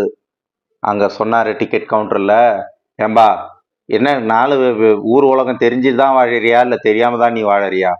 நேத்து வரைக்கும் தான்ப்பா 12 அணா, இன்னைக்கு 13 அணா, இன்னும் 1 அணா வேணும் அப்படின்றாரு. ஆஹா, இப்பதானே நம்ம 2 அணாவை தர்மம் பண்ணிட்டு வந்துட்டுமே, என்னடா பண்றது அப்படின்னு என் மனசுக்குள்ள பயங்கர குழப்பம். சரி, அவன்கிட்ட கொடுத்துட்டோம் பிச்சைக்காரனுக்கு தர்மமா, அதை போய் கேட்பானே, அங்க ஒரு பெரியவர் இருக்காரு, அவர்கிட்ட போய் வேணா 1 அணா கேட்டு பார்ப்போமா அப்படின்னு நினைச்சேன். நான் நினைக்கிறதுக்குள்ள அந்த பெரியவர்கிட்ட வேற ஒருத்தன் ஒரு உதவின்னு வந்து கேட்கறான். அவர் அதுக்கு மிக சத்தமா பதில் சொல்றாரு, ஊரே கேட்கற மாதிரி. ச்சே, இப்பதான் வள்ளல் மாதிரி 2 அணா தானம் கொடுத்தோம், நம்ம போயா 1 ரூபாய் பிச்சை மாதிரி கேட்கறது அப்படின்னு நினைச்சுக்கிட்டு என் மனசு இப்ப ஏன்குள்ளேயே தர்க்கம் பண்ண ஆரம்பிக்குது. சரி, அவன்கிட்ட கொடுத்தமே 2 அணா, அது நம்ம காசு தானே, ஏன் அந்த 2 அணாவை நம்ம போய் கேட்க கூடாது, எடுக்கக்கூடாது அப்படின்னு என் மனசு நினைக்குது. அந்த அலுமினிய தட்டுல செப்பு காசுக்கு மத்தியில என் 2 அணா மட்டும் பளபளன்னு தெரியுது, என் கண்ணுக்கு உறுத்திக்கிட்டே இருந்துச்சு. அது எப்படி என் காசு ஆகும்? என் மனசாட்சி சொல்லுது, அது எப்படி உன் காசு ஆகும்பா? இல்ல, நீ அதை கொடுத்துட்ட அப்படின்னுது. கொஞ்சம் நினைச்சேன்னு, சரி அவன் கண்ணு தெரியாதவன் தானே, நாம அவனுக்கு தெரியாம எடுத்துட்டான்னா. இப்பதான் ஒரு அம்மா வந்து ஒரு 2 அணாவை போட்டுட்டு 1 அணாவை வந்து எடுத்துக்கிச்சு. அதாவது தர்மம் கொடுக்கறவர்கிட்ட சில்லற 1 அணா தான் உங்களுக்கு தர்மம் பண்ணணும், அந்த அம்மா எடுத்துட்டு போச்சு. அந்த மாதிரி நம்ம 1 அணாவை போட்டு அந்த 2 அணாவை எடுத்துக்கிட்டோம்னா நமக்கு 13 அணா கிடைச்சிடுமேன்ட்டு ஒரு எண்ணம். சரி, அந்த 1 அணாவை போட்டு அந்த 2 அணாவை எடுக்க போனேன். அவன் வாழ்த்தலான்னு வாயை திறந்தான். ஆனா அந்த வாழ்த்து என் காதுல வசவு சொல்லு மாதிரி விழுது. ச்சே, இது திருட்டு இல்லையா? உடனே நெருப்ப தொட்டது மாதிரி அந்த 2 அணாவையும் போட்டேன். இப்ப என் கணக்குல 3 அணா அவனுக்கு தர்மம் கொடுத்துட்டேன், எனக்கு 2 அணா குறையுது. என்னடா பண்றது அப்படின்னு யோசிச்சுக்கிட்டே இருந்தேன். நான் போக வேண்டிய ட்ரெயின் வந்தது, நின்றுச்சு, கிளம்பி போயிட்டே இருந்துருச்சு. என்னடா பண்றதுன்னு எனக்கு இப்போ ஒண்ணுமே புரியல. சரி, நாம தர்மம் செஞ்சிருக்கிறோம், அதோட பலனை அனுபவிக்கணும், அந்த பலனை அடுத்த ஸ்டேஷன் வரைக்கும் நடந்து அனுபவிச்சிருவோம், அங்க போனா டிக்கெட் கொஞ்சம் மலிவா எடுத்துடலாம், அந்த 2 அணாவை சமாளிச்சிடலாம்னு சொல்லிட்டு நான் அடுத்த ஸ்டேஷனுக்கு நடக்க ஆரம்பிச்சேன். இதுதான் அன்னைக்கு நடந்தது. ஆனா அதுக்கப்புறம் இன்னொரு நிகழ்வு நடந்தது. அதாவது சென்னையில ஒரு ரயில் விபத்து. அது அன்னைக்கு நான் தவற விட்ட ரயில். அந்த ரயில் விபத்தாகி நிறைய பேர் இறந்துட்டாங்க இப்படின்னு செய்தி. அப்ப நான் மறுபடியும் யோசிச்சேன், அப்ப நான் செஞ்ச தர்மம் தான் என் தலையை காப்பாத்துச்சான்னு? இல்ல, அது எதேச்சா நடந்துதான்? இல்ல, இத என்னால தர்க்கமே பண்ண முடியாது. இந்த விஷயம் 2 அணா மாதிரி சாதாரண விஷயம் இல்லை. இந்த விஷயம் தர்க்கத்திற்கு அப்பாற்பட்டது. இந்த கதையை இப்படி முடிக்கிறார் ஜெயகாந்தன் அவர்கள். மீண்டும் ஒரு முறை வேறொரு ஜெயகாந்தன் கதையோடு சந்திப்போம். நன்றி, வணக்கம். தன் வாழ்நாளிலும் மரணத்திலும் அடிக்கண்களை விட்டு வாழையடி வாழையாய் வாழ வைத்து கொண்டிருக்கும் வாழைமரம், அதேபோல் ஆலமரம் தனது பரந்த விரிந்த விழுதுகளால் சுற்றி இருக்கும் இடங்களிலெல்லாம் தனது வேர்களை பதித்து நிலைத்து வாழ்ந்து கொண்டிருக்கும். ஆலமரத்தை காற்றடித்து விழாமல் விழுதுகள் பாதுகாக்க முடியும். அடிமரம் பட்டு போனால் விழுதுகள் என்ன செய்ய முடியும்? 1000 விழுதுகள் இருக்கட்டுமே, ஒரு மூலமரம் தழைக்க ஆகுமா? நாம் இன்று ஜெயகாந்தன் அவர்களின் சிறுகதைகளில் ஆலமரம் என்ற சிறுகதையினை கேட்க இருக்கிறோம். சரஸ்வதி அம்மா மரண படுக்கையில தன்னுடைய கடைசி மூச்சுகளை எண்ணி எண்ணி விட்டுக்கிட்டு இருக்கிறாங்க. வீட்டு கூடத்துக்குள்ள அம்மா உள்ள இருக்கிறாங்க. அவரோட கணவர் மாணிக்கம் பிள்ளை வெளியில திண்ணையில உட்காந்துக்கிட்டு வானத்தை பார்த்துக்கிட்டே இருக்கிறாரு. அதுல ஒரு எரிக்கல் விழுந்து பஸ்மமா போகுது. வானத்தில் இருக்கிற எரிக்கல் பஸ்மமா போறது. தோன்றன எல்லா உயிரும் ஒரு நாள் இறந்துதான் போகும், மறைஞ்சுதான் போகும். இந்த நினைப்பு அவருக்கு இருக்கு. இருந்தாலும் தாங்கிக்க முடியுமா? மரண படுக்கையில் இருக்கிறது சரஸ்வதி அம்மா. அவங்களுக்கு மொத்தம் 2 ஆண்மகன் திருமணமானவர்கள், 2 திருமணமாகாத ஆண்மகன் என 4 ஆம்பளை பிள்ளைங்க. அப்புறம் கல்யாணமான ஒரு பொண்ணு லட்சுமி. இந்த அம்மா இப்ப மரண படுக்கையில தன்னுடைய இறுதி நேரத்துல இருக்கிறாங்க. இப்ப அவங்கள பாக்குறதுக்கு ஒவ்வொருத்தரா வந்துகிட்டு இருக்கிறாங்க.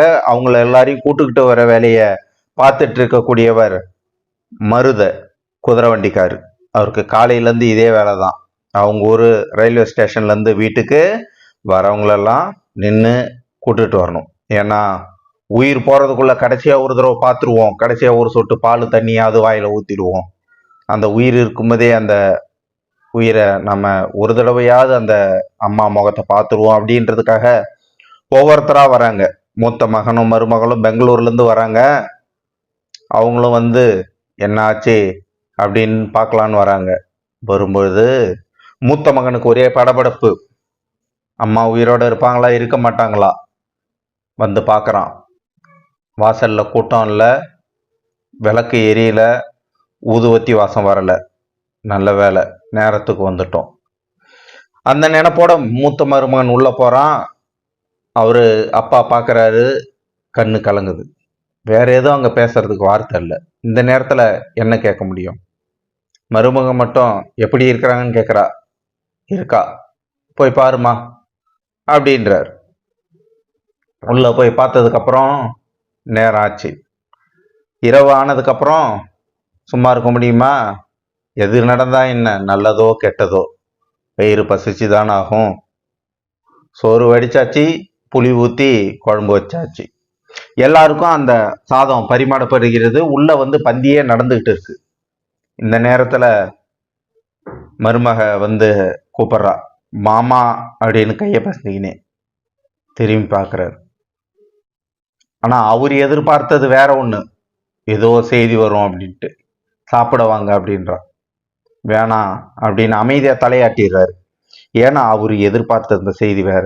எப்படியும் அது வந்துதான் தீரும், அதை சொல்லிதான் ஆகணும், அதை ஏத்துக்கிட்டு தான் ஆகணும். அவர் அதை எதிர்பார்த்துக்கிட்டு அவருடைய கடந்த காலங்கள் எல்லாம் நினைச்சு மனசுல நசை போட்டுக்கிட்டே இருக்கிறார். சாப்பாடு நடக்குது. வந்த கலப்புல அவங்கவுங்க தூங்கிடுறாங்க.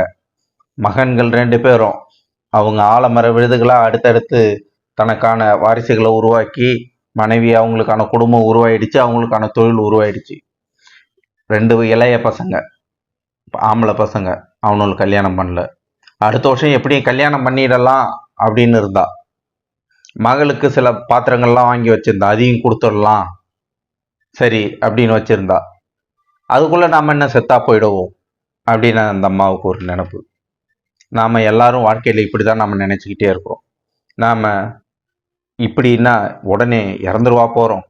இத ஜெயகாந்தன் அவர்கள் ஒரு வரிகள் சொல்றாரு.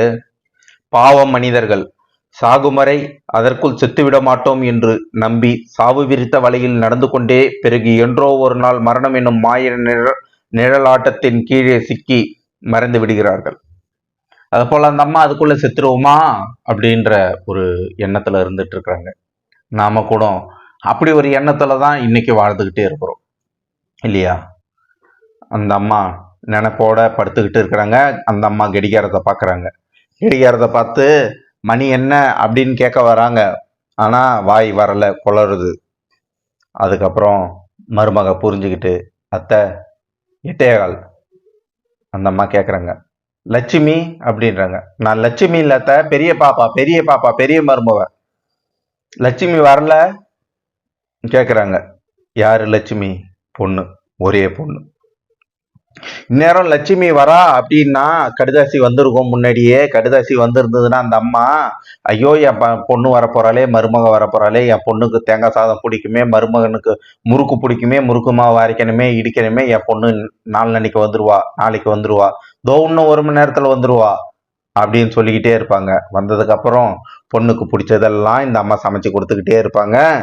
அதுக்கப்புறம் பொண்ணு ஊருக்கு போகும்போது வழி அனுப்ப என்னென்ன கொடுத்து அனுப்ப முடியுமோ கொடுத்து அனுப்புவாங்க.